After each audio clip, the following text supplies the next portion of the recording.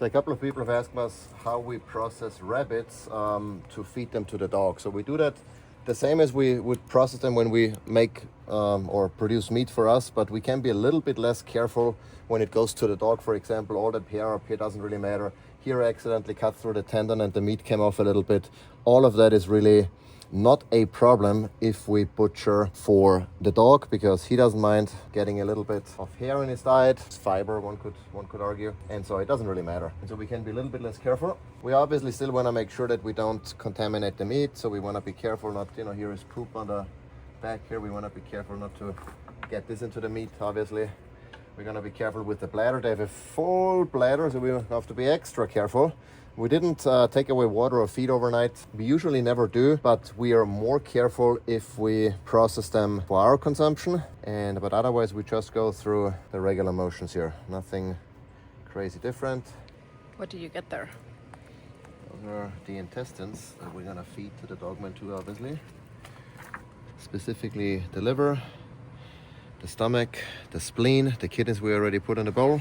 The only thing we want to chop off here is that little guy, because that is bitter. And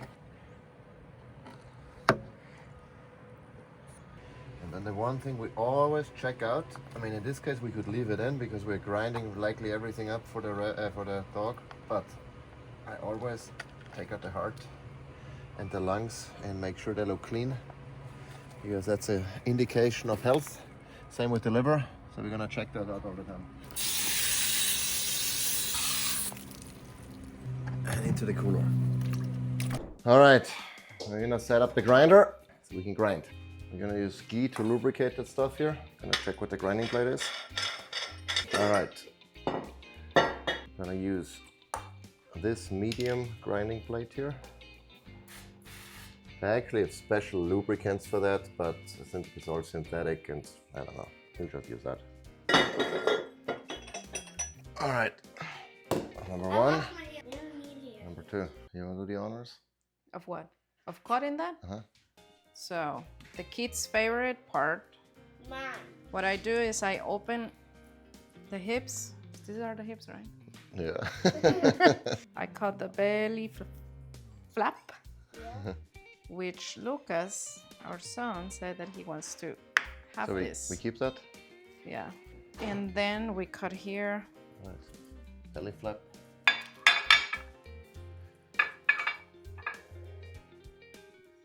Then we cut the other shoulder.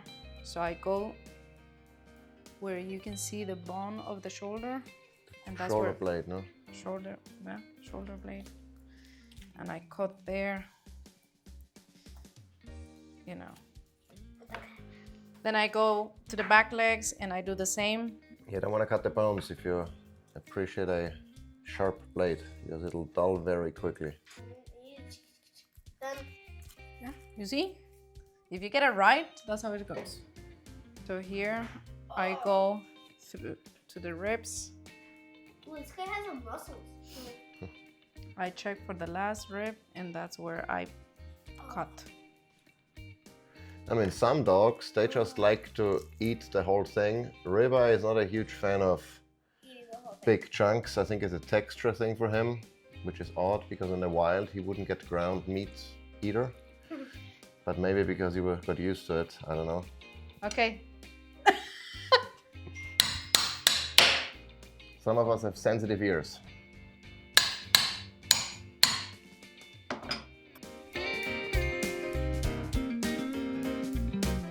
So this is gonna go through that grinder. I hope so. Last time we did. Okay. So now we're gonna grind everything. Just be careful not to overfill it. If stuff gets stuck, it's a pain in the butt to get it out. So take it slow and it'll come right out.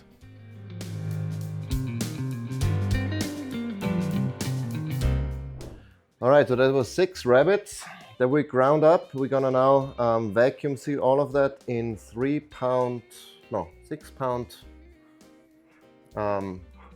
packages, right? Because he eats 2.5 pounds a day. So maybe in 5 pound packages. So we have each bag is 2 days worth of feed. The only downside with the rabbit is it's fairly lean. So you're probably gonna need some extra fat in his feed, so I wouldn't feed him exclusively rabbit all the time. But yeah, that's an easy way to do that. If you want to skip the grinding, if your dog is fine with bigger chunks, just feed him in other quarters. That's fine. Our dog doesn't like it, so that's why we go through this process. We have a 1.5 horsepower grinder that can grind through all the bone. If you don't have a grinder powerful enough, you probably don't want to do this because you might damage it or it gets stuck. But with this guy here, we can do that. Now we're gonna vacuum seal everything. We're gonna cut 5-pound bags, or bags that hopefully will hold 5 pounds, we'll see. And we've been using this meat, it's called, vacuum sealer. It's been working really well in the past. So we seal one side, we label it, we fill it, and we rinse and repeat.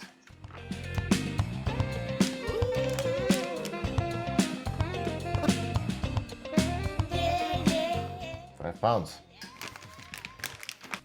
I recommend getting as much air out, especially air pockets on the bottom of the bag. If you get them out, the sealing process is so much easier and you don't end up with air bubbles somewhere in the bag that might then lead to a freezer burn. So we also collected obviously the organs, most of the organs from our rabbits, including the lungs here and the heart. Floop, we're gonna give it 2. We have the, is that a little poop? Not gonna feed that. No, it's not. No. Okay, I'm getting tired. Come on. The stomach and the liver. The kidneys. Gonna give it another stomach here. And liver. That's it. And another pair of kidneys. Hold on. Hold on. 1, 2. All right, and the rest we're gonna feed with the other bags that we have fresh in the freezer, because we're gonna feed them tomorrow and the next couple of days, and that goes with it. Well, and now everything goes to the freezer, where the rest of our dog food is. We have one freezer chest just for the dog, and then it's time to feed the ribeye. He's already hungry, he's waiting for his food, so we're gonna give him a good mix of muscle meat and organs and intestines. And yep, that's for you, buddy. Enjoy your meal. It's like, is it all for me? Yes, it is all for you. So go ahead and enjoy that meal, and don't spill.